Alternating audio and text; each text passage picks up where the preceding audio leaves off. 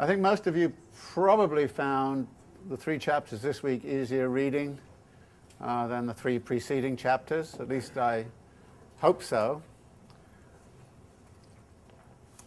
Because they're much more straightforward and I think targeted than what went on before.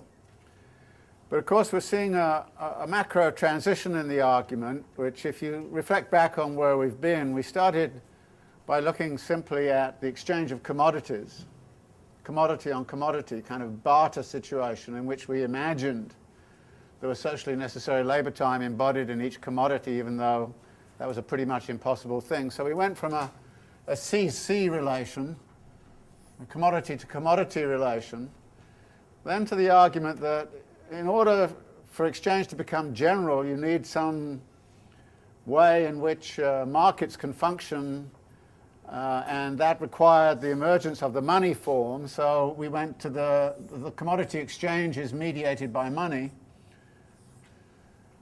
And towards the end of the money chapter, we suddenly got into this inversion where we started to look at a form of circulation which had this form, in which the objective is different from the CMC. And as Marx puts it, in the CMC circuit, you're perfectly happy about the fact that you're exchanging equivalents because you're exchanging different qualities of shirts and shoes and apples and oranges and all the rest of it, and you're perfectly happy with the idea that you end up with the same value as you started out with because you're simply interested in the use value. When we get to this, however, as Marx points out, it's an absurd idea that you would actually take money and go through all of the risk and all of the problems of going through this circulation process to end up with the same amount at the end.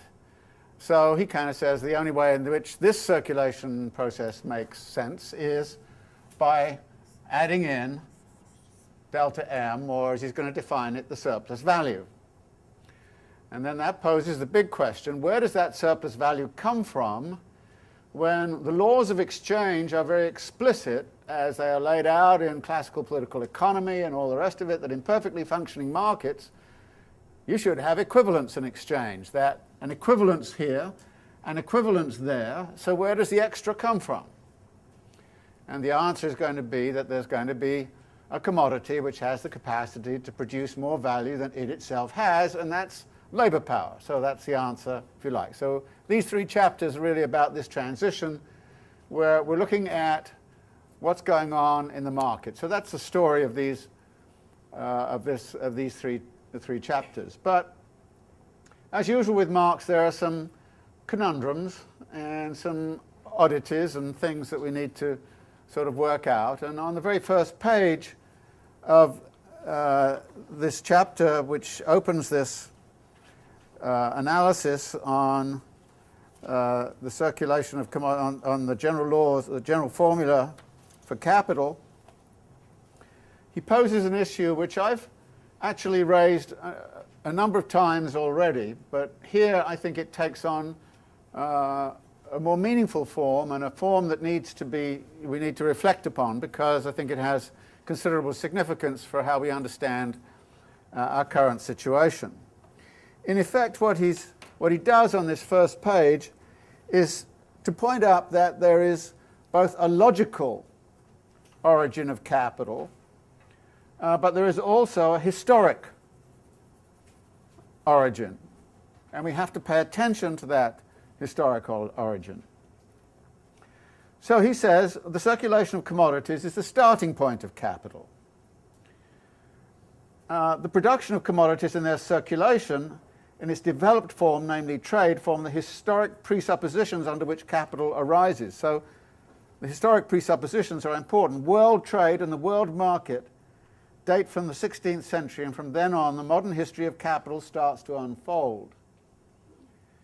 So here he's talking then about the historic origins of capitalism, and of course, by mentioning the 16th century, taking up an argument that Wallerstein made a great deal of in his world systems argument about the formation of the world market, 16th century onwards, that this is the origins of capital. And towards the bottom of this page, he says, historically speaking, capital invariably first confronts landed property in the form of money, in the form of monetary wealth, merchant's capital and usurer's capital. And we're going to find this question of the positionality of merchant's capital and usurer's capital, or as we would now call it, finance capital. It's much more respectable, of course, to call it that. But finance capital, what's the role of them in relationship to industrial capital? And then he makes the logical argument. However, we do not need to look back at the history of capital's origins. Every day the same story is played out before our eyes,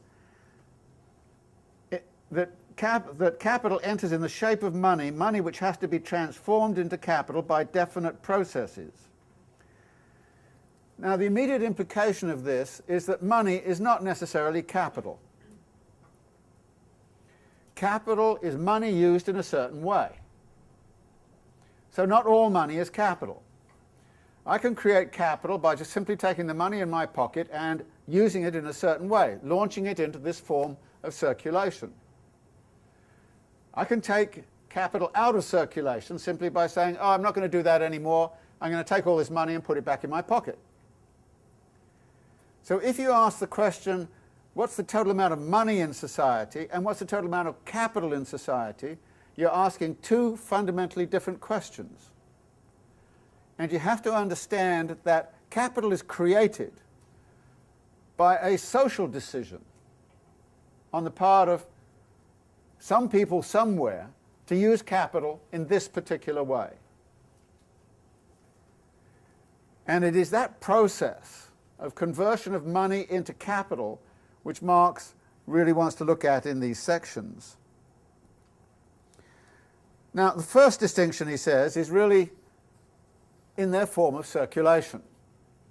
And he here goes back over some of the stuff he earlier did in the chapter on money. He kind of repeats some of this stuff about, well, going from C to M and M to C are two different operations.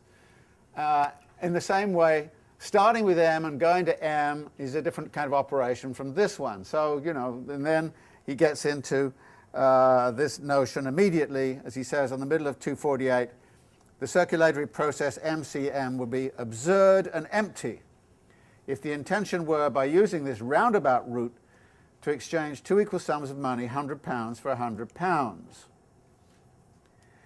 But then there's something else in here which is very important, which is what is done with the money when it's received. As he says on 249, towards the bottom, two-thirds down, the money, therefore, is not spent, it is merely advanced.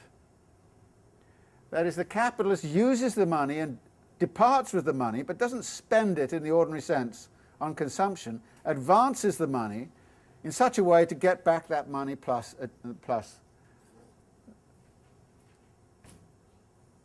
the profit, the surplus value. So the intent of the circulatory process is what really matters. The exchange of use values is one thing, and that is about satisfying a social need or a particular individual need or want or desire and so on. But then the other is this quantitatively different amount of value which you're seeking to acquire by this form of circulation, the MCM prime circulation. And that leads him to his definition, which is a very important definition on 251, which says, the process MCM does not therefore owe its content to any qualitative difference between its extremes, for they are both money, but solely to quantitative changes. This increment or excess over the original value I call surplus value, fundamental category in Marxian theory, surplus value. And the big question he's going to pose, of course, is what is surplus value? Where does it come from? What is it all about? Top of 252. He then elaborates on this a bit. The value originally advanced, therefore, not only remains intact while in circulation, but increases its magnitude, adds to itself a surplus value, or is valorized. The valorization of capital is about the way in which the original intent to gain more money is realized at the end of this circulation process. And he then goes on to say, and this movement converts it into capital. Now, several times I've made the kind of comment that Marx is always interested in processes rather than things. And if you ask yourself the question, well, what is capital? The answer is immediately, I think, foretold in this phrase. It's value in motion. It is a circulation process. It is value which is moving in such a way as to create more value. And that is the definition of capital, when he kind of says, and this movement converts it into capital. So it is the movement that does it. It's not a thing. It's not that I go and look at something and say, ah, that's capital. That's not what happens. As far as Marx is concerned, it's when something is put in motion. Only when it is put in motion is it capital, and when the motion ceases, it is not capital. So it is this process definition of capital which is fundamental to Marx's argument. And as I've already pointed out, we can all of us go out and create an immense amount of capital tomorrow if we take all of our money in our pocket and start using it in this way. We could also get rid of a lot of capital tomorrow if we went around and took away all that money and said, okay, we're just going to spend it, not use it in this kind of way.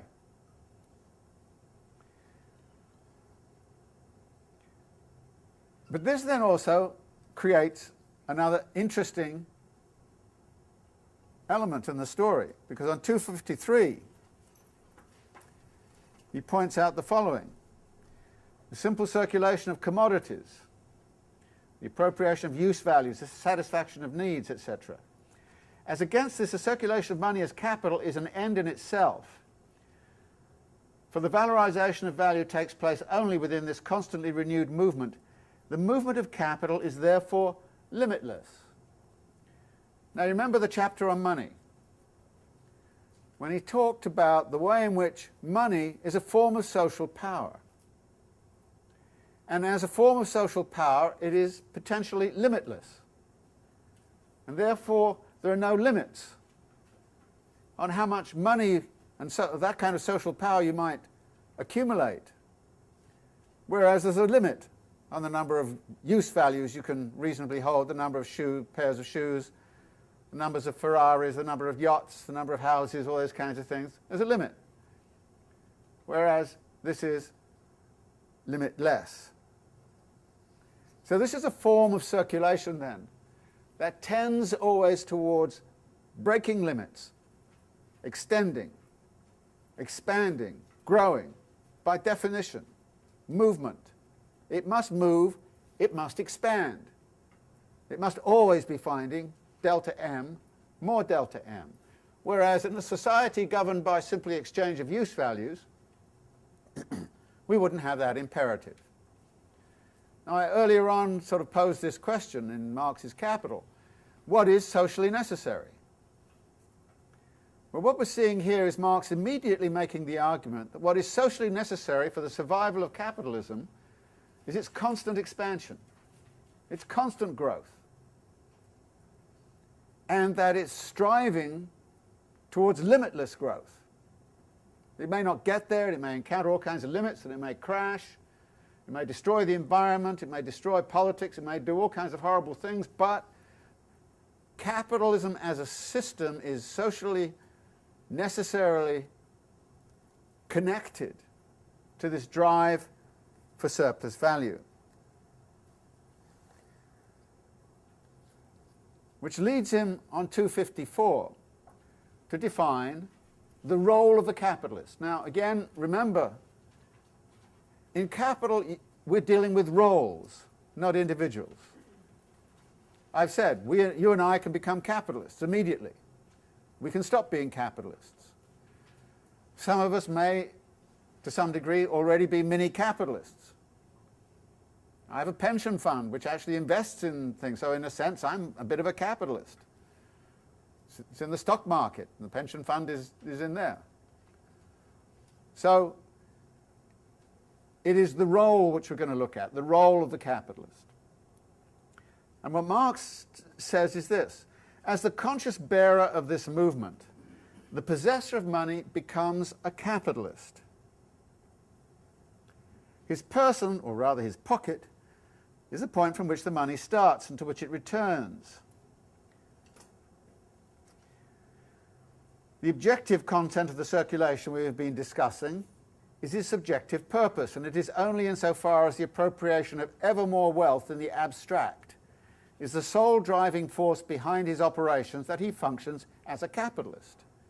That is, if you're a capitalist, you have to be seeking that expansion, seeking the surplus value, gaining the surplus value, creating a world around you in which that surplus value can be realized, in which your capital can be valorized. The implication of this is that use values must therefore never be treated as the immediate aim of the capitalist, nor must the profit of any single transaction. His aim is rather the unceasing movement of profit-making.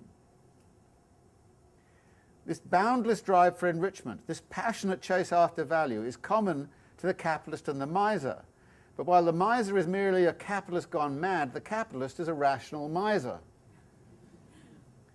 The ceaseless augmentation of value which the miser seeks to attain by saving his money from circulation is achieved by the more acute capitalist by means of throwing his money again and again into circulation.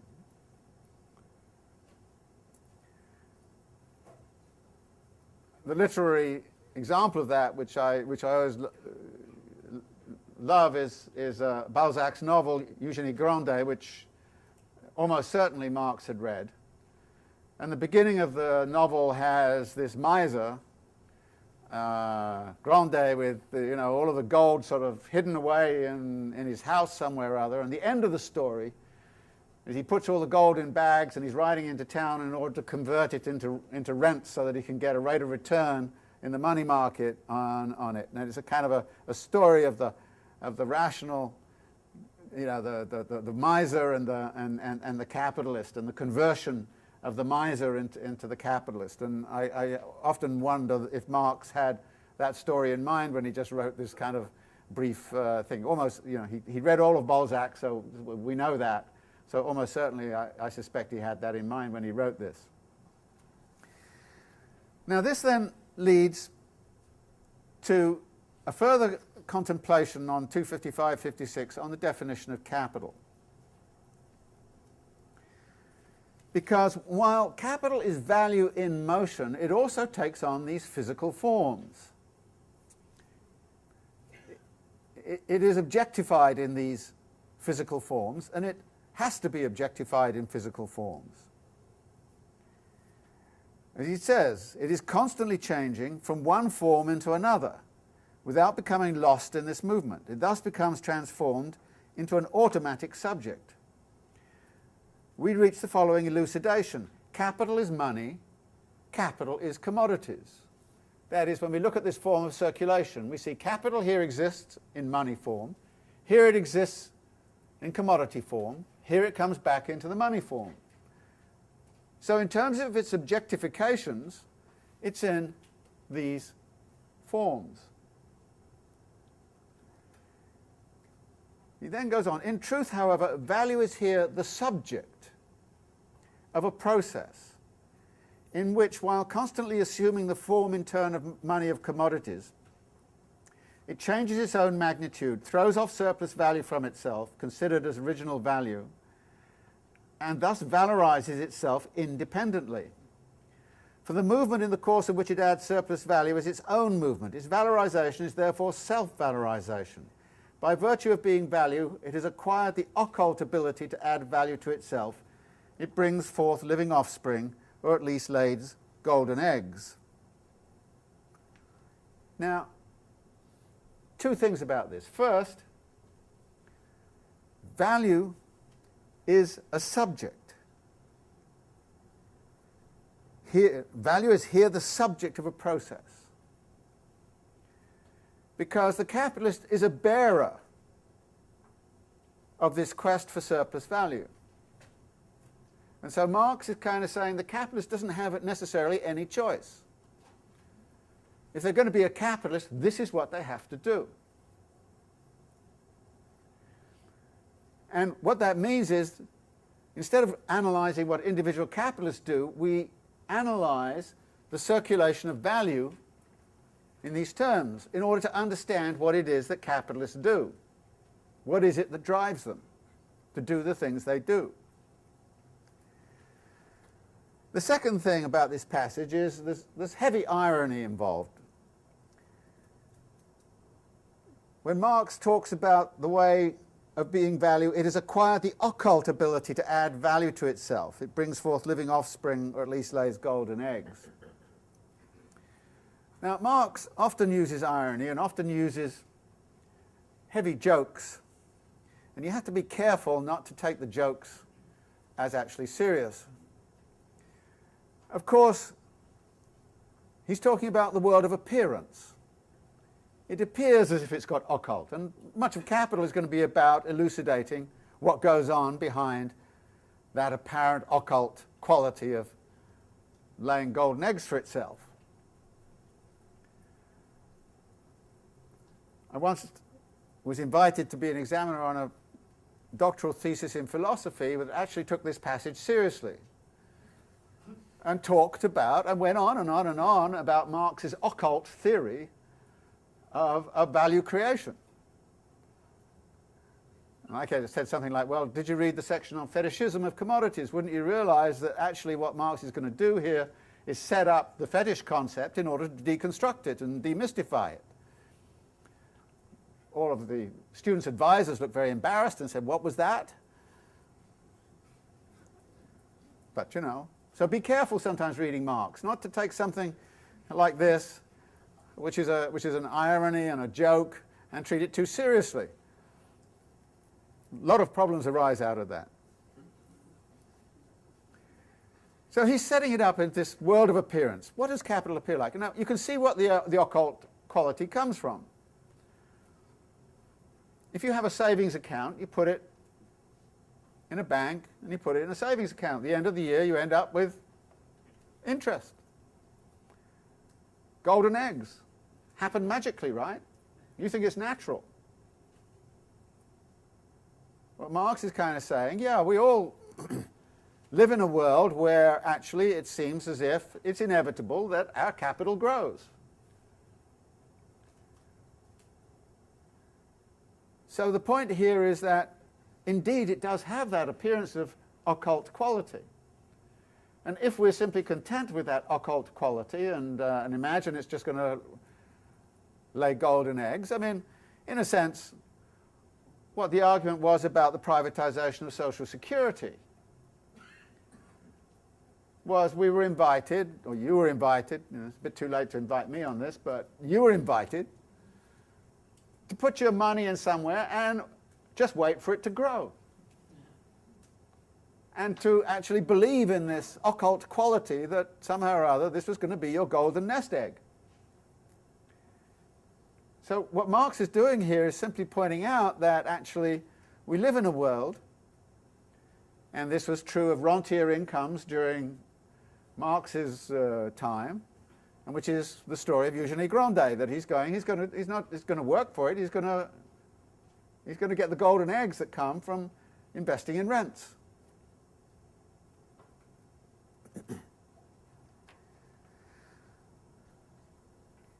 So this then leads him to say the following, that out of these two forms, money, commodity, money, where do you know, or how, at what point in that process are you in a position to measure how much value you've got? The answer is in the money form. So there's a certain asymmetry in all of this. I don't know what the commodity's worth until I get it to market. Only when I get it to market do I know that I've got the money form, and only then do I know that I've got the surplus value.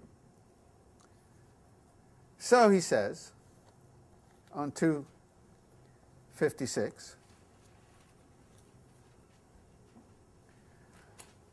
in simple circulation, and the circulation MCM, value suddenly presents itself as a self-moving substance which passes through a process of its own, and for which commodities and money are both mere forms.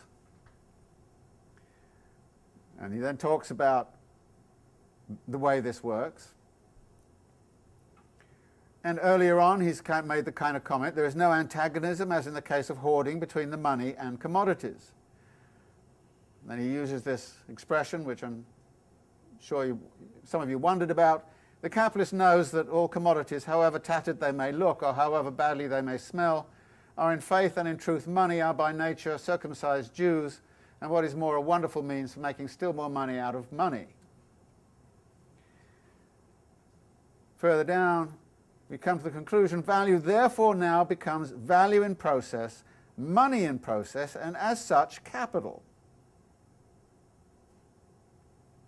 That is, money is the place where we start. Now, there are a number of things going on here which I think are important to look at. The passage about Jews, there is a debate that I'm sure if you want to get into you'll find no end of it, as to the degree to which Marx was anti-Semitic.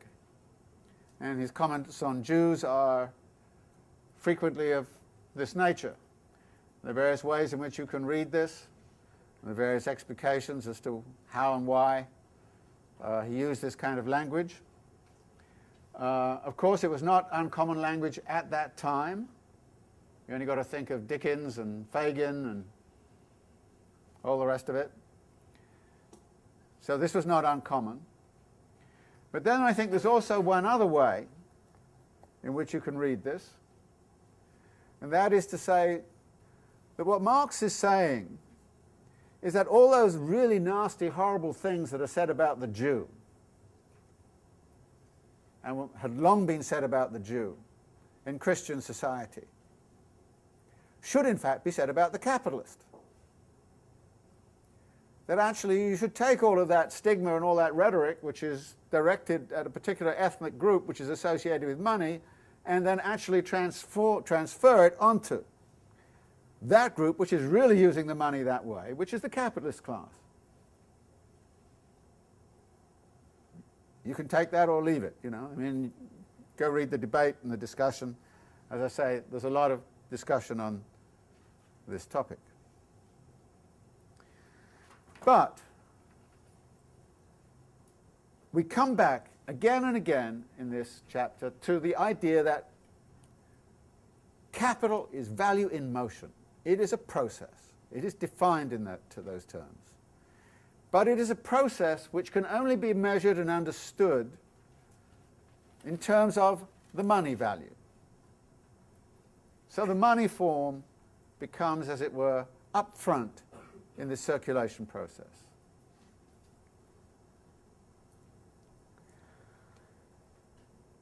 He then comes back to a topic he briefly touched on, and he's going to touch on it in the next chapter too, which is to say, well, there are various ways in which MCM can occur. We get merchant's capital. We get interest-bearing capital. We get industrial capital. So we have to take into account all those different forms of circulation and recognize that they all fall under this general rubric of this MCM plus delta M form of circulation.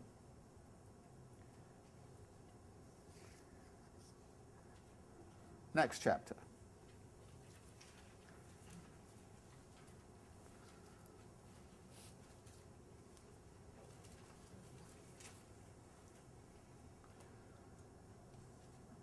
He immediately raises the problem of where can this surplus value possibly come from?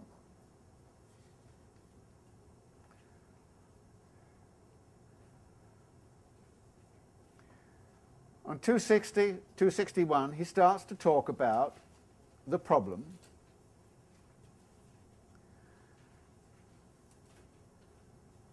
right at the bottom. First off, he talks about the vulgar economists have practically no inkling of the nature of value, hence whatever they wish to consider the phenomena in its purity after their fashion, they assume that supply and demand are equal, that they cease to have any effect at all. Now, I've several times mentioned to you this argument that Marx is frequently introducing, which is that supply and demand conditions explain why prices and that and yo-yoing all over the place, but the equilibrium price is what we're going to be looking at. And even the capitalist theorists accepted that equality should be a condition of exchange. So on 261 he says, where equality exists, there is no gain. It is true that commodities may be sold at prices which diverge from their values, but this divergence appears in an infringement of the laws governing the exchange of commodities. Now, the laws are the laws of political economy as set up in the perfectly functioning competitive market world of Adam Smith and Ricardo. So he says, in its pure form, the exchange of commodities is an exchange of equivalence, and thus it is not a method of increasing value. And he then goes on to say, well, one of the ways in which classical political economists, and he singles out Condillac, has dealt with this, is by kind of immediately switching and say, well, it must be something about use values. But Marx rebuts that and says, you know, our whole analysis says it can't be use values. And their analysis says it can't be use values. Faced with this conundrum of where does the profit come from, they can't take refuge in use values. Which leads him, therefore, to the following conclusion on 262. If commodities or commodities and money of equal exchange value and consequently equivalence are exchanged, it is plain that no one abstracts more value from circulation than he throws into it. The formation of surplus value does not take place.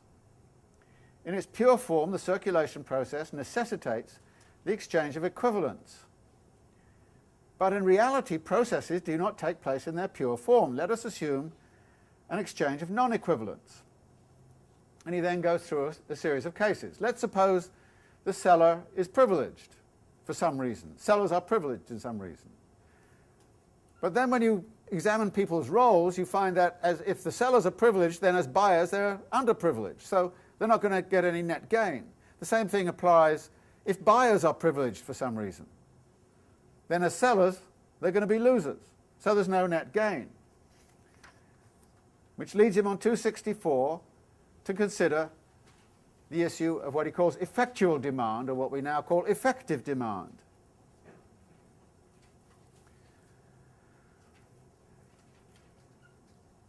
What he's dealing with here is one answer that was given to this conundrum by some economists, particularly Malthus, in his political economy, which is to say, well, there's a class of consumers somewhere or other whose duty it is to consume as much as they possibly can because they've got excess money. And that's where the extra demand is going to come from that's going to give you the delta M.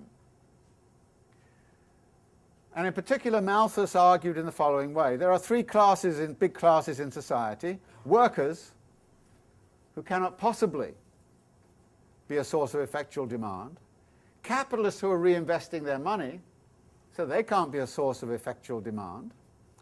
And then there's a bunch of parasites in society, aristocrats and lords and parsons and all the rest of it, who sit around with loads of money and their job is to consume to the hilt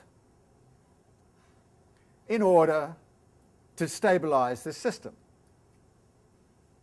Now, Malthus also suggested that in the absence of a consuming class domestically, you might also go for foreign trade. And Marx answers both of those questions in the negative by kind of saying, well, if there's a class of landlords out there somewhere, then at some point or other they're going to be brought within the system, and to the degree that they are actually using money, the money's going to come from here somewhere, so they're not going to be the answer.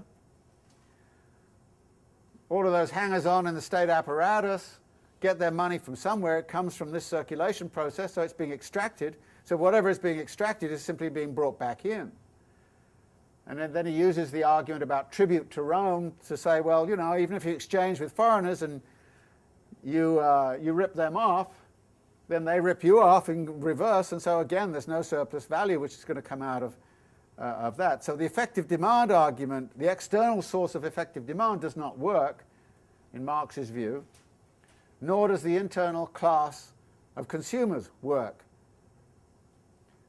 I mean, one of the great paradoxes, of course, in Malthus's case was his political economy talked about the necessity of a class of consumers who consumed like crazy in order to keep the economy in equilibrium. At the same time, it talked about poor people who were poor because they were reproducing to such a point that there were not enough resources to go around, and they were, you know, all of those kinds of problems. So, in a sense, when he wrote his political economy, Malthus had a completely different explanation of how the world worked than when he wrote his theory of population. And it's very interesting to just look at those two representations that Malthus came up with. But his recognition of the effectual demand problem was important. As I mentioned last time, Keynes took that up as being very critical and sort of said, well, actually, debt financing is going to be one of the ways we can do this. But for Marx, that can't work. And then he goes through the final argument, which is, well, maybe the problem is we're looking at the thing in aggregate, so we just simply look at individuals. And if we look at individuals, what we see is, in a sense, yes, indeed, there can be a lot of robbing Peter to pay Paul, but there's no aggregate surplus value available in society that way. One person's loss is somebody else's gain, but then it quickly gets reversed, so there's no aggregate benefit that comes from that. Which leads into the conclusion on 266. However much we twist and turn, the final conclusion remains the same. If equivalents are exchanged, no surplus value results, and if non-equivalents are exchanged, we still have no surplus value. Circulation, or the exchange of commodities, creates no value. Very important proposition in Marx, and something you really have to think about. Circulation creates no value. Value cannot be created by market exchange. It can be redistributed through market exchange, but it cannot be created through market exchange if the market exchange is of this perfect competition sort. Which leads him then to say, well, okay, we also have to deal with merchants' capital and usurers' capital.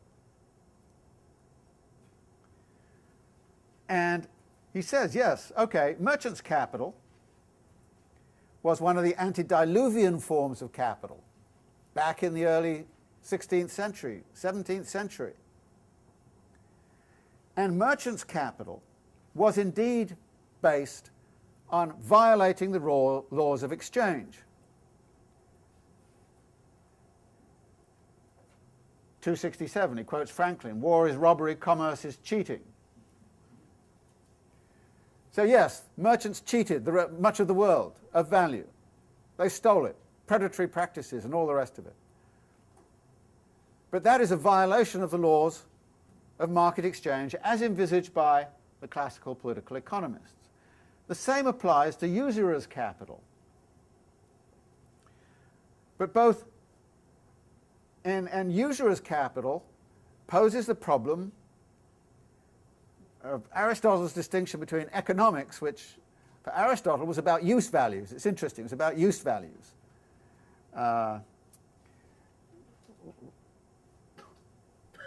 What Aristotle talked about as prematistics was about money making, and money making was they suggested filthy, bad, all the rest of it. Economics was good because it's about exchange of use values. And so there's a critique of interest in here.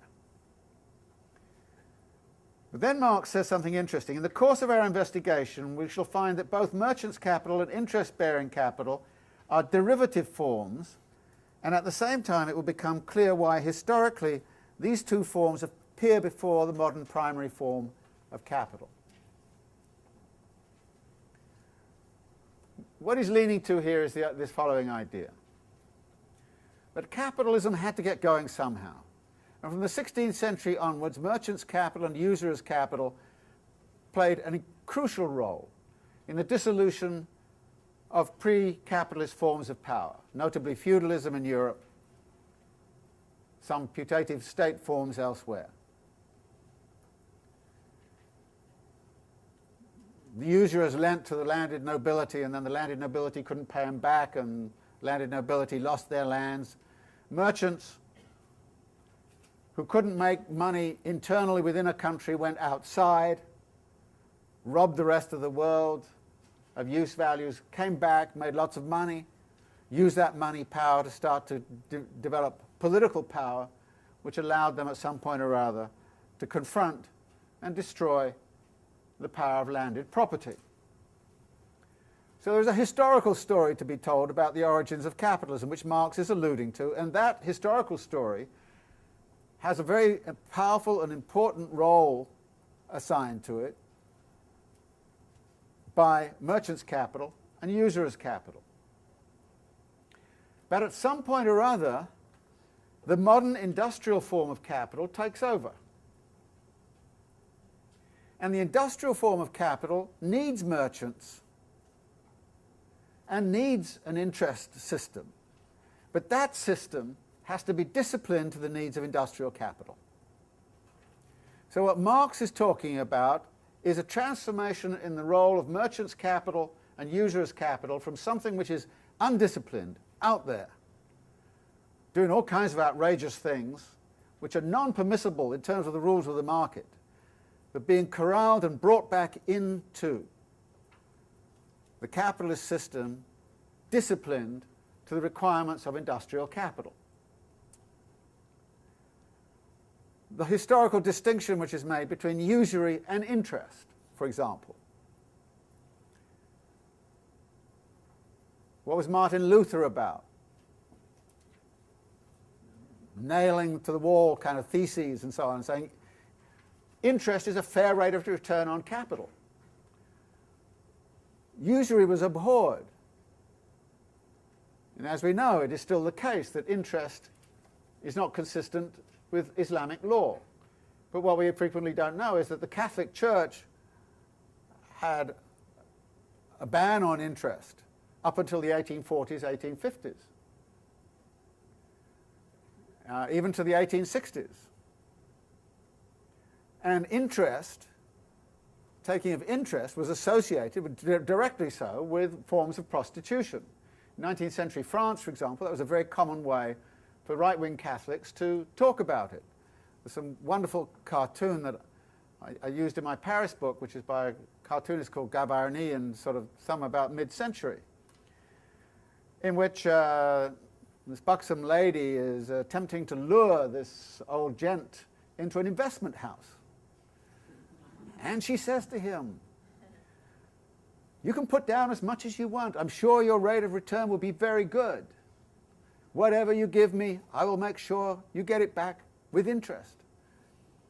And the poor guy is shrieking away from this whole kind of thing. So this association of investment house with a brothel in 19th century France was very, very strong.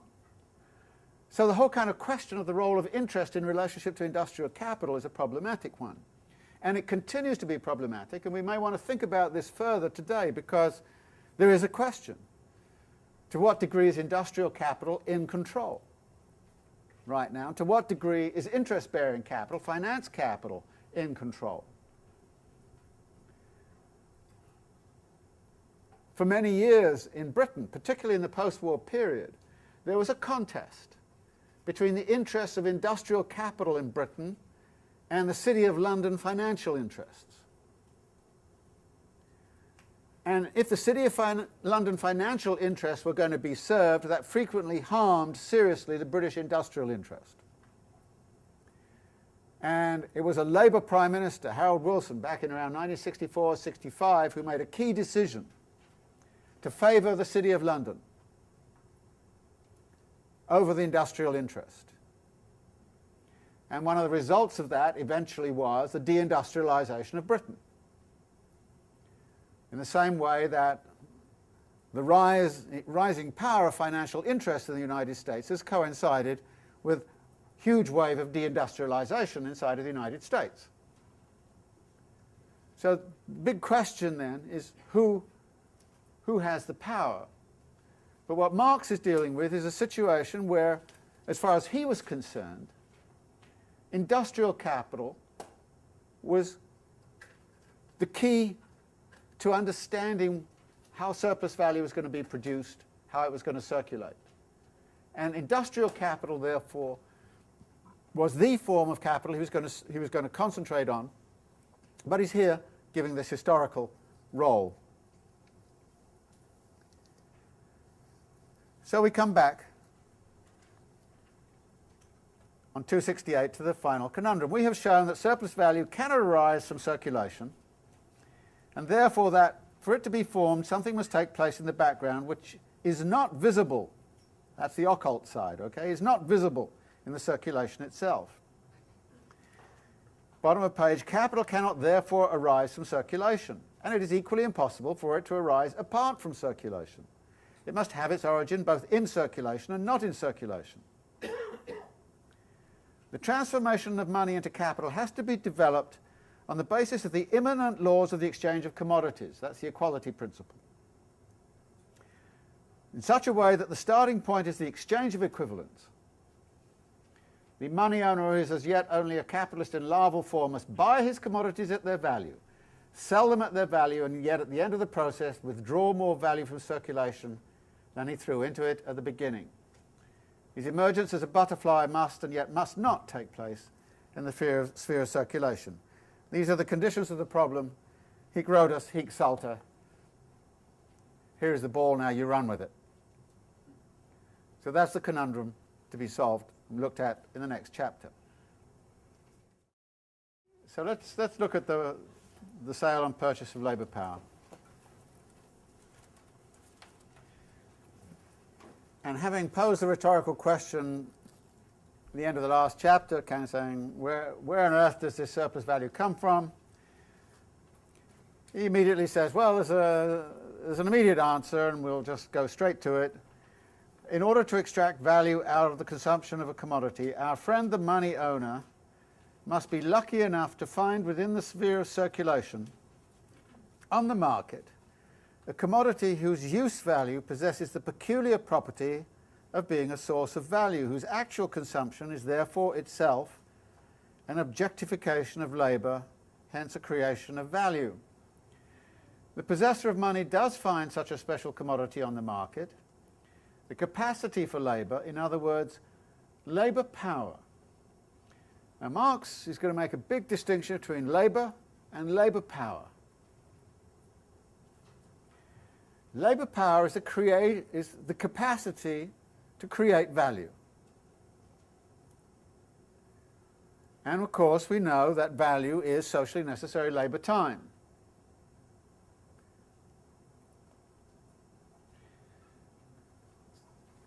And the important idea here is that the capitalist must find a commodity, and in particular the commodity labour power, which can be bought and sold in such a way as to make absolutely sure that the labour power which is given to the capitalist is greater than the labour which is required to reproduce the labourer. And that's the calculus we're going to get into. Now, one of the big consequences of this is that Marx is going to make an analysis of capitalism that does not involve in any way cheating in the world of exchange.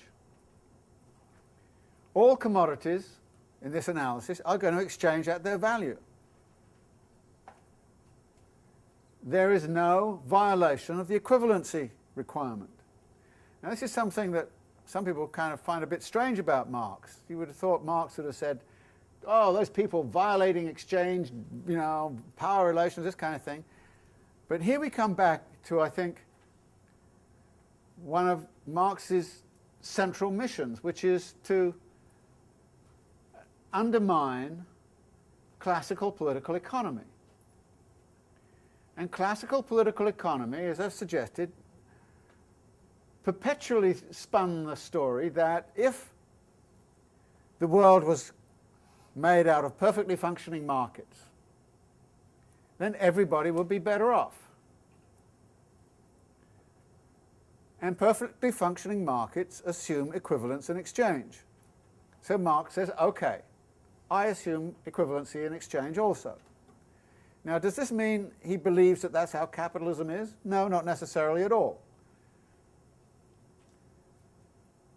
So here he's beginning to look at the whole kind of relationship between classical political economy and the realities on the ground, and he's firmly going after classical political economy rather than trying to describe the realities on the ground. Let us suppose a perfectly functioning market economy. And he says, we mean by labour power or labour capacity the aggregate of those mental and physical capabilities existing in the physical form, the living personality of a human being. Capabilities which he sets in motion whenever he produces a use value of any kind. But various conditions must be met if labour power is going to become a commodity. The first condition is that the labourer must be, as he says on 271, the free proprietor of his own labour capacity, hence of his person. He and the owner of money meet in the market and enter into relations with each other on a footing of equality as owners of commodities, with the sole difference that one is a buyer, the other a seller. Both are therefore equal in the eyes of the law. So again, we assume the law is going to be good in all of this, which it ain't necessarily so, but Marx is going to assume it.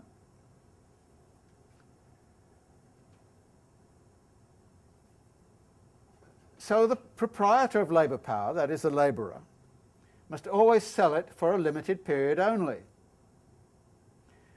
He hands it over to the buyer for the buyer to consume for a definite period of time, temporarily.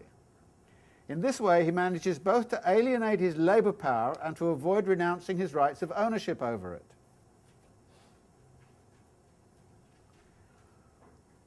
The second essential condition, in 272, is this, that the possessor of labour power, instead of being able to sell commodities in which his labour has been objectified, must rather be compelled to offer for sale as a commodity that very labour power which exists only in his living body. This is Marx's version of biopolitics. For the transformation of money into capital, therefore, the owner of money must find the free worker available on the commodity market, and this worker must be free in the double sense that as a free individual he can dispose of his labour power as his own commodity. And that, on the other hand, he has no other commodity for sale. He is rid of them, he is free of all the objects needed for the realization of his labour power. Now this is an interesting riff on the notion of freedom. The labourer is free in the double sense. Free to sell his or her labour power to whomsoever, under any conditions of contract. Always in control of their own body as a labourer, a proprietor over their own body. We're not dealing with slavery here, even though, of course, slavery continues to exist, but Marx is talking about the free labourer. But they're also freed of any control over the means of production. So they're freed in that double sense. So every time I hear George Bush talk about how he's going to deliver freedom unto the world, I think, yes, this is what he's about. He's going to free everybody of any control over the means of production. At the same time as he's going to turn them into individual proprietors and wage labourers. So next time you hear this mission about bringing freedom to the rest of the world, then remember what Marx's definition of freedom is under capitalism. And then when you actually look at politics on the ground under the Bush regime, you've got a pretty good idea that indeed this Marxian definition is pretty much what it's about.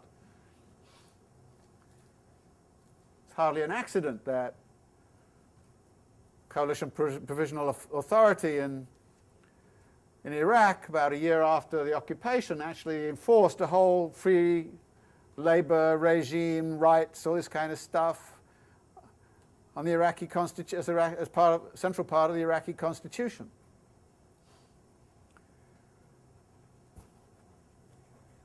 At the same time as they were saying that there should be no barriers to foreign ownership and no barriers to finance capital, no barriers to anything. You know, they were freeing up the territory for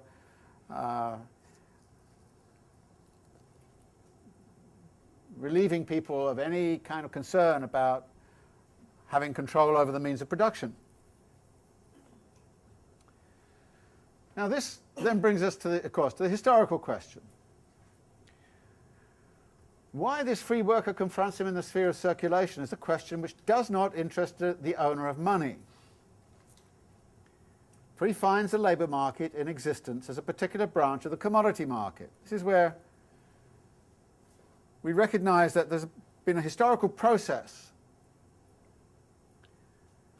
And Marx goes on to say, and for the present it interests us just as little. We confine ourselves to the fact theoretically as he does practically. Then he throws in a immediate qualification. One thing is clear: nature does not produce on the one hand owners of money or commodities, and on the other hand men possessing nothing but their own labour power. This relation has no basis in natural history, nor does it have a social basis common to all periods of human history. It is clearly the result of a past historical development, the product of many economic revolutions, of the extinction of a whole series of older formations of social production.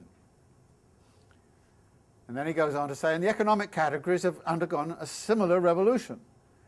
That what we understood by labour under feudalism is something very different from what we understand by labour under capitalism. What we understood as commodities.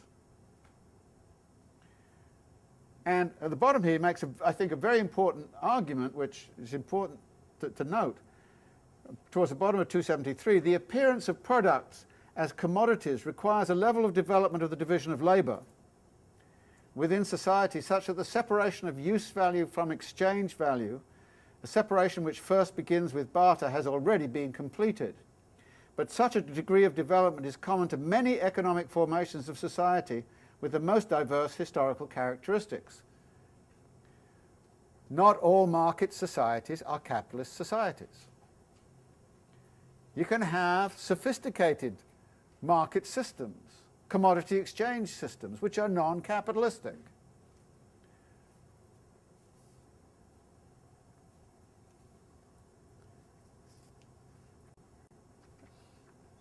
He then goes on to say, well, on the next page,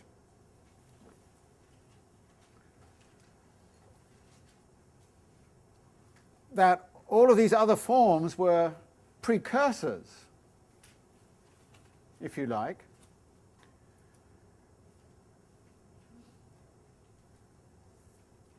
so he says on 274, the historical conditions of its existence, that is capital's existence, are by no means given with the mere circulation of money and commodities.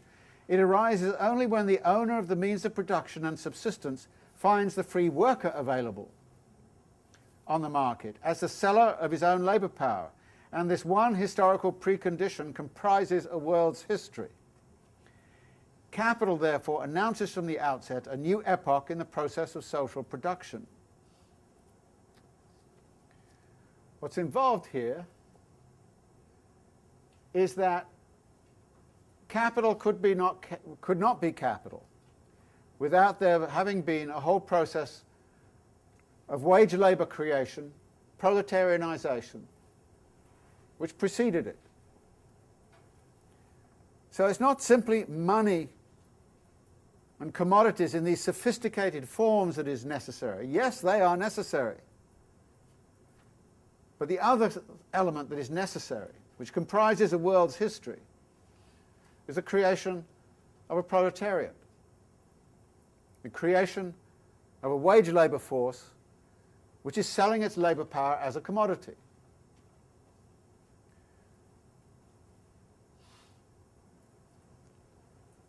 So again, there is this historical element which enters in. And we'll see that entering in a different way too. The big question that then arises is what constitutes the value of labour power? And in the next series of passages he says, well, the worker needs subsistence, needs to live. So you have to provide enough commodities to allow the worker to live. But that then immediately poses the problem, how many commodities does the worker need to live? Part of that has to do with the nature of the labour, which you are demanding of the worker. You work them very hard, you've got to feed them better. As he says, definite quantities of human muscle, nerve, brain have to be replaced. Since more is expended, more must be received. His means of subsistence must therefore be sufficient to maintain him in his normal state as a working individual. Now, normal state. What is a normal state? His natural needs vary according to the climatic and other physical peculiarities of his country. On the other hand, the number and extent of his so-called necessary requirements, as also the manner in which they are satisfied, are themselves products of history and depend, therefore, to a great extent on the level of civilization attained by a country. In particular, they depend on the conditions in which, and consequently on the habits and expectations with which, the class of free workers has been formed. In contrast, therefore, with the case of other commodities, the determination of the value of labour power contains a historical and moral element. Nevertheless, in a given country at a given period, the average amount of the means of subsistence necessary for the worker is a known datum. The value of labour power is not simply a physical quantity. Dependent upon the degree of civilization in a country, it's dependent upon the dynamics of class struggle. It depends on what people have got used to. It depends on climate. It depends on the nature of the labour. In other words, when we come to say what is the value of labour power, what is the value of a worker's labour power, we have to recognise this as a determination that comes from multiple sources.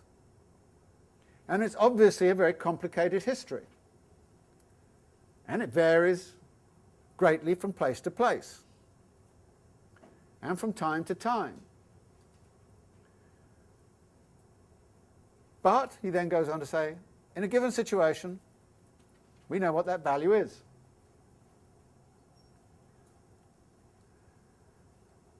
Now, it's interesting when you look at contemporary society, we have various ways in which we start to set that datum. There is something, for example, called the poverty level in this country. What does it take to feed, house, clothe, reproduce a family of 4?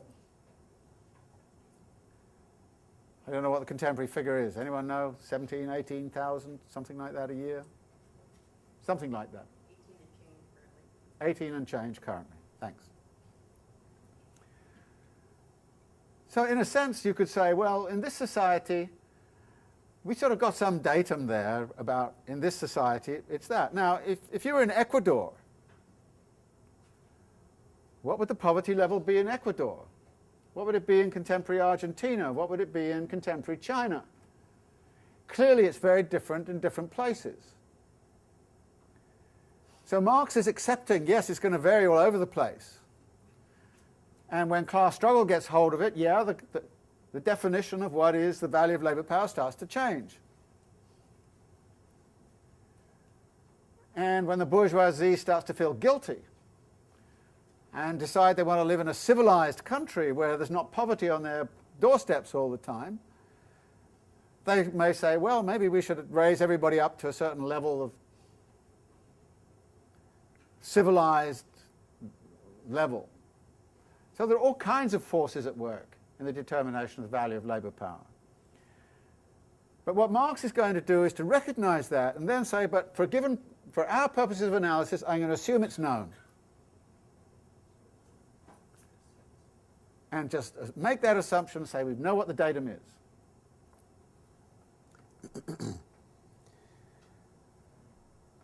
And the datum is further flexible because you also have to incorporate in here some accounting for reproduction costs.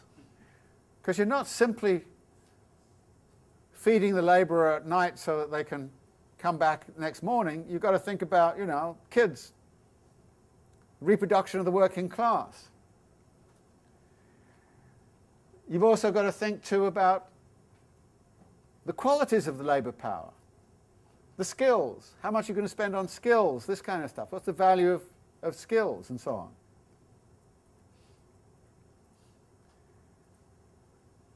So what we're coming up with here is a movable datum which nevertheless we're going to have to say, for purposes of analysis, we know what it is. But we see straight away that labour power is not a commodity like any other commodity, because a moral, civilizational, class struggle element enters in. Now, there may be other commodities where that happens too. But in the case of labour, all of that is upfront and fundamental to what determines the value of labour power. And therefore, you have to look at it in those terms.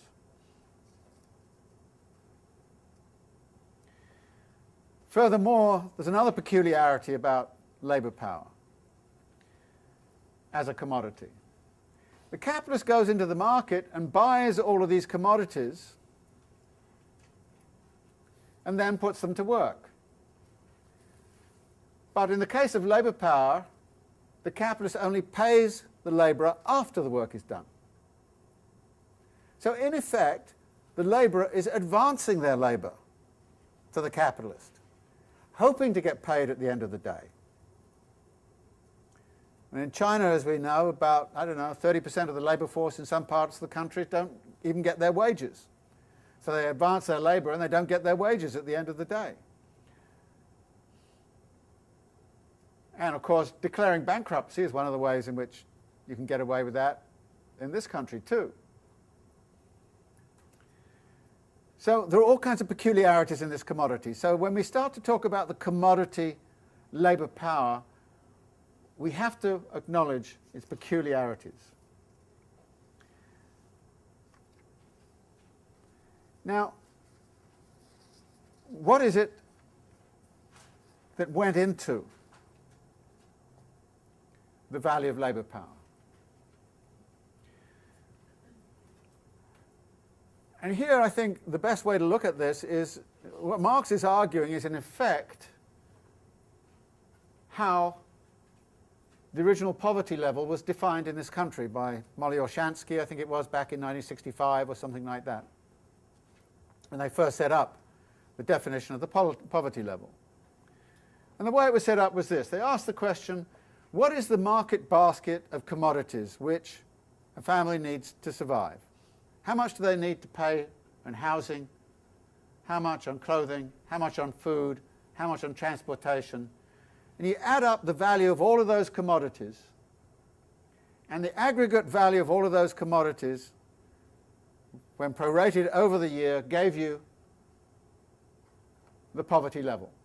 In other words, it was a particular market basket of necessary commodities at a given standard of living at a given time. Now, it's interesting to go back and look at the history of arguments over what should be in that market basket of commodities. Back in 1965, it did not include cell phones.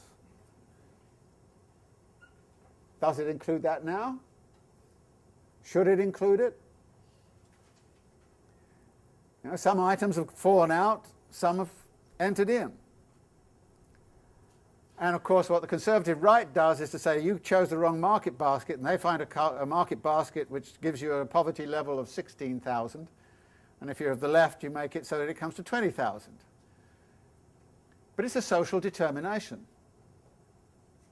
Nevertheless, it's based on the value of the commodities which the labourer needs to survive. In other words, you pin the definition of the poverty level and the minimum wage and all the rest of it, or living wage. Even the idea of a living wage, for example, is about what is it that you need to survive? What is the market basket of commodities you need to survive in today's world in the United States? And that's what you use. So the value of labour power is fixed by the value of the commodities which are necessary to reproduce the labourer at a given standard of living, at a given moment, in a given place. That's how the value of labour power is determined.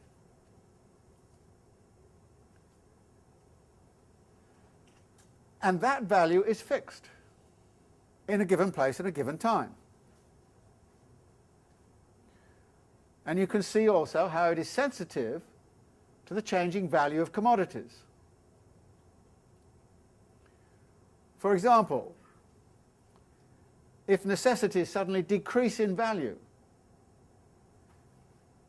then the value of labour power declines.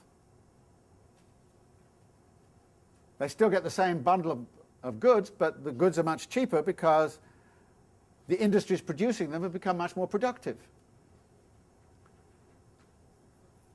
One of the reasons why you can keep labour costs down in this country is, of course, because Walmart is exploiting the hell out of China. So the market basket is much cheaper than it otherwise would be if you didn't have cheap imported commodities. This is one of the reasons why, you know, all this stuff about, you know, putting, you know, protectionism and so on is really problematic. Because if you really sort of force the Chinese to up all those prices by revaluing, or you started to put tariffs and that on Chinese products, suddenly you find the value of all those goods would increase, and you'd have to pay workers more in order to keep them at their standard of living to which they're accustomed.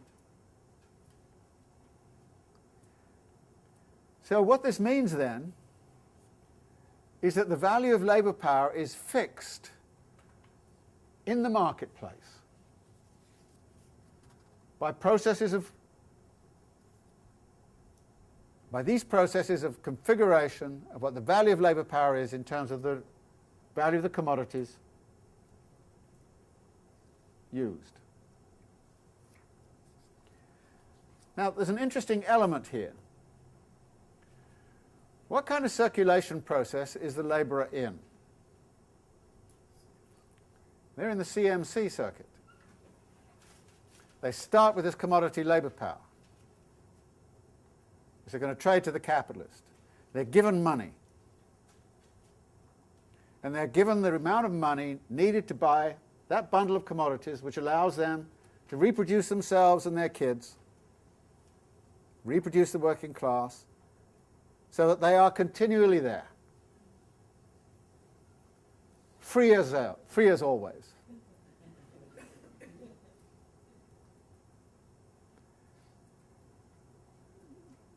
Interesting dynamic here. Labourers in the CMC, capital in the MCM. And that distinction is going to be very important to, I think, understanding the result of this conundrum which we've been looking at.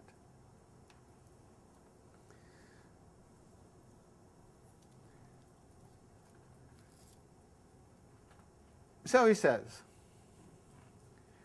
on 279, the use value which the former gets, because in effect what the capitalist does is to buy the use value of labour power. So the use value which the capitalist gets in exchange manifests itself only in the actual utilisation in the process of the consumption of the labour power. That is, the capitalist is going to use the labour power in production.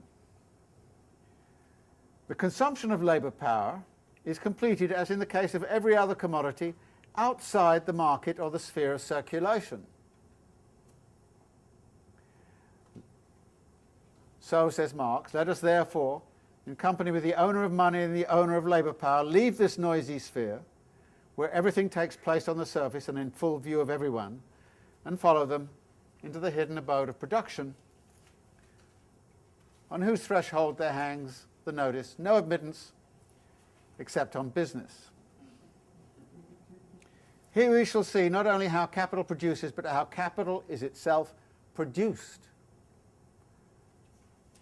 And who produces it? The secret of profit-making must at last be laid bare. But in order to understand this, we have to get out of the sphere of circulation. So he says, we have to get out of this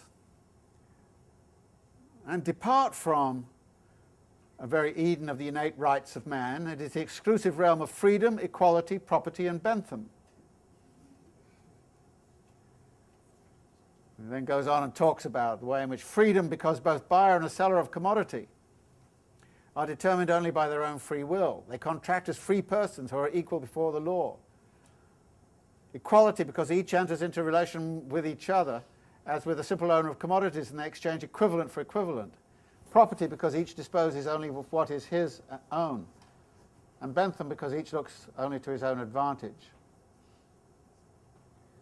And here we get the Adam Smith view again.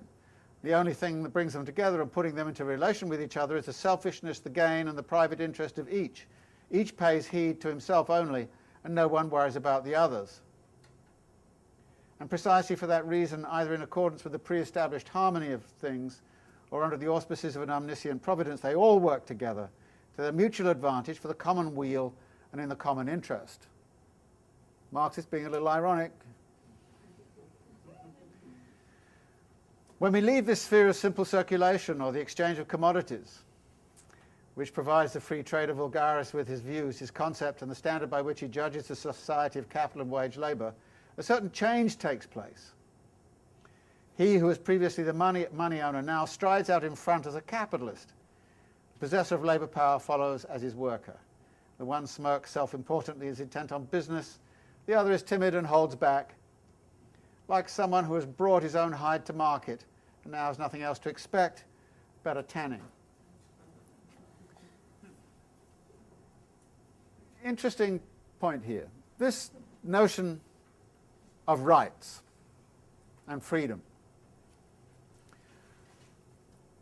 What Marx is actually doing here is in a way pointing out that bourgeois constitutionality is entirely concerned with market relations. And that definitions of freedom and rights pertain there.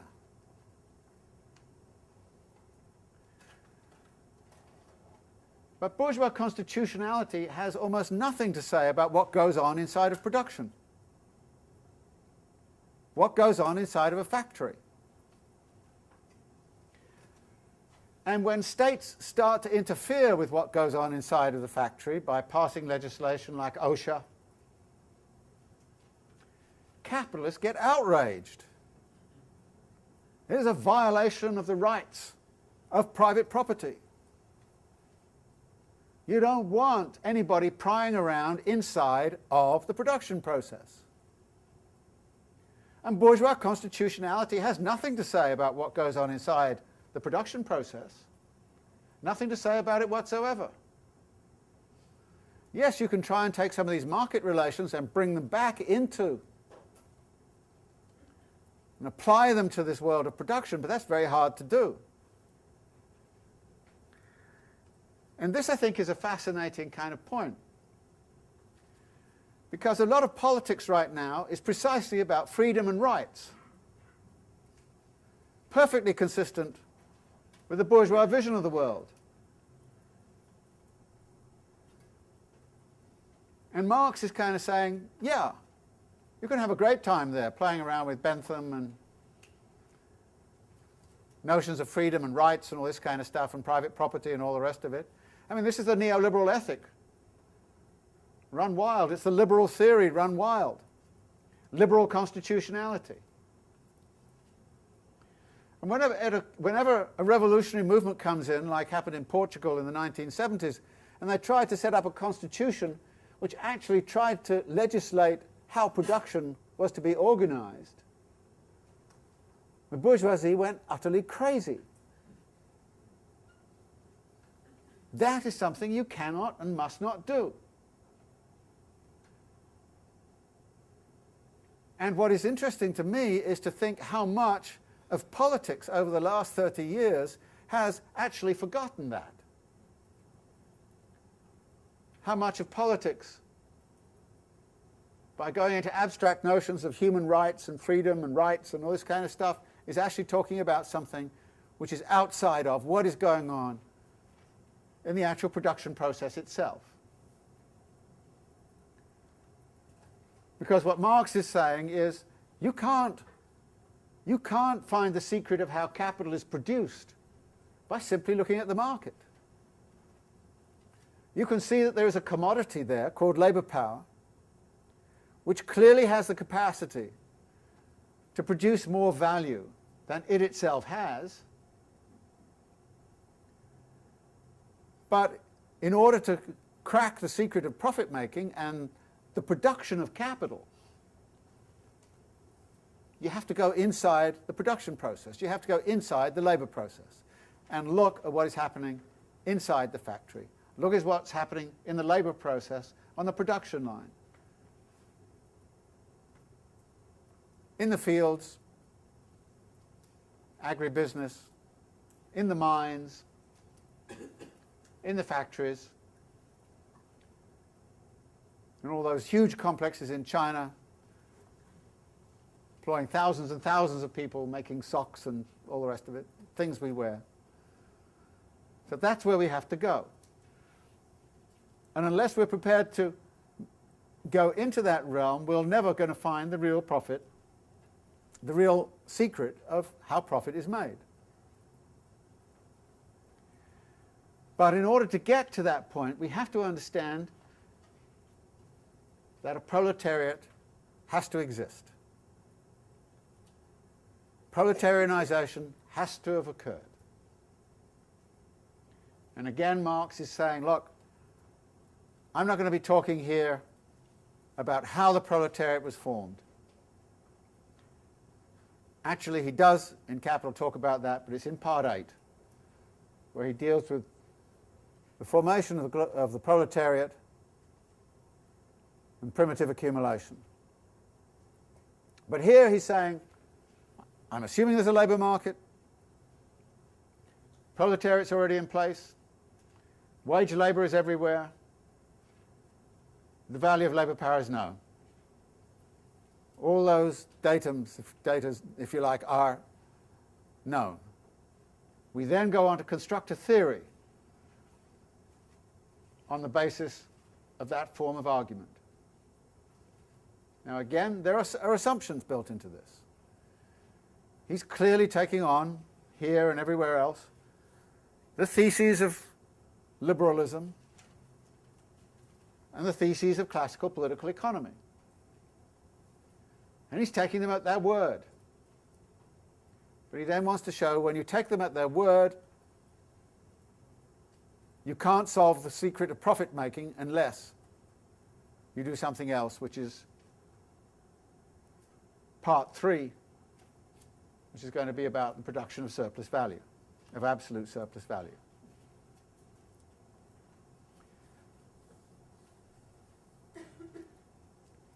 So what we'll do next time is to read the next 3 chapters, paying particular attention to the first 10 pages or so of chapter 7 on the labour process. So we have some time for general discussion on what's gone on in these 3 chapters. Anybody want to raise questions? Yeah. Isn't that a chicken and egg problem? The proletariat, does that depend on the rise of the capitalist class, or does it imply that the proletariat serves some other purpose and doesn't depend on the rise of the capitalists? You could make that argument, but then that will then depend on a historical, on the historical events that actually happened. We'll see some of that being depicted in Capital. Now, Marx's account of that is that the formation of a proletariat really began to form in the sort of 14th, 13th, 14th centuries, and that was a long, long process. So you get elements of a wage labour system which are arising when there's no industrial capital around. There is certainly, at some point, an agrarian capital which begins to kick in and start to proletarianize in the countryside, wage labour, conversion of peasants into wage labourers in the countryside through the enclosure movement. So you start to see elements of this. So yes, you could argue that there is a co-evolution of the rise of the proletariat and the rise of a capitalist class, but the way Marx depicts it is that many elements of proletarianization preceded the rise of, as it were, the industrial form of capital, which is going to be fundamentally concerned with the exploitation of labour power and production at the end of the 18th century. By then, an extensive proletariat was already in place, functioning in all kinds of ways, including, by the way, and this is a very important element in the British case, as a servant class, which is a class of wage labourers employed as menial servants and coachmen and all that kind of stuff for a fairly affluent consuming class. So there was a class of wage labourers that was spread-eagled around and then already in place before industrial capitalism could seize upon that and start to use it. So in a sense, this was more the egg, and the chicken is the industrialization that occurred a bit later. But in order for wage labour to occur, there had to be kind of wage labour relations established in the countryside, established in the service sector, and all the rest of it. And the service sector in Britain, for example, was very large, and a lot of it was indeed straight wage labour. So that was not a capitalist relation. That was a sort of master-servant kind of relation. Yeah. The notion of human rights as we know it today is much, didn't exist at the time that Marx was writing. But I'm just curious because you said something very quickly, and I was trying to understand when you're talking about notions of rights and freedoms being something that had to address or be involved inside what the means of production and the production process. One of the more marginalized areas of human rights today is economic, social, and cultural rights, which as I was reading how he defined the actual value of labor power, is what economic and social rights is about the right to adequate housing, the right to, it's a struggle to define and to challenge those notions. So I was trying to understand if you were suggesting, or that Marx or you yourself, that all notions, do we already begin with, obviously it's problematic, right? We're trying to define things within the system, but without, were you saying that human rights, all human rights as we just define them now, does not try to challenge the actual system itself, that it's actually just a reflection of the bourgeoisie the notion? It depends. It depends. What we're talking about here is of course, one of the ways in which class struggle unfolds is over the rights of labour to a decent wage, a living wage, rights to housing or medical care and all the rest of it. So there are struggles in the market, which are very important struggles to be waged, which play a very crucial role in determining the value of labour power, and therefore, from the standpoint of the proletariat, are very important struggles. Okay?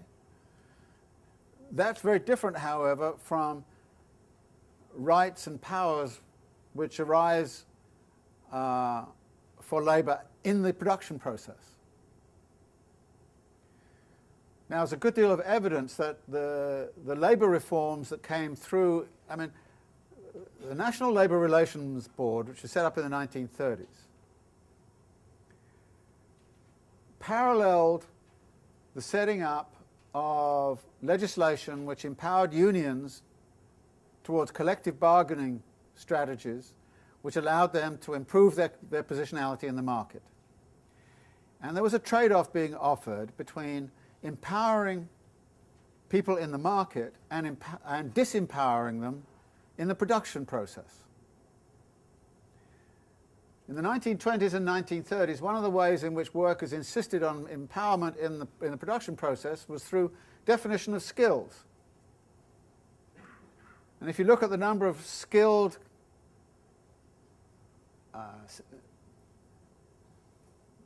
categories that existed in something like the steel industry in the 1920s, it was huge.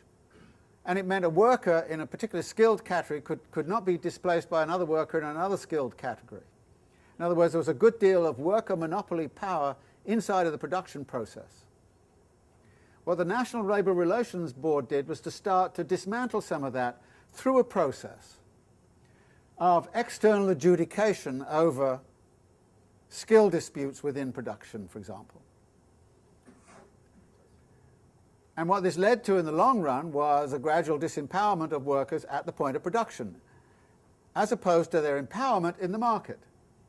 So in a sense, what happened was a legislative move which was deliberately about let workers be treated as however you want at the point of production. Empower them in the market. Because in the 1930s that was very important anyway because of the effective demand problem. So the point here is not to say that struggles over rights, over wages and over health care and all that kind of thing are irrelevant, but to say they're fundamentally different from struggles over rights at the point of production. And that disempowerment of workers at the point of production is really an issue. I mean, we saw that, for example, in that mining tragedy in Idaho, I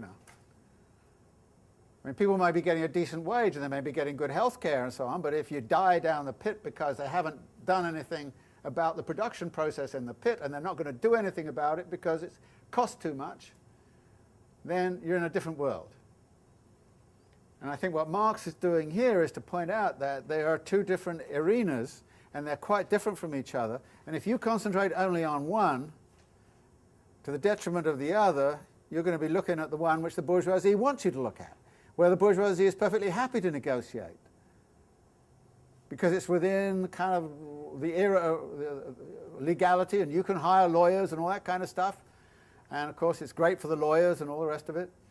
But then, what Marx is kind of saying, empowerment at the point of production. I mean, for instance, the right of agricultural labourers who are working with all those pesticides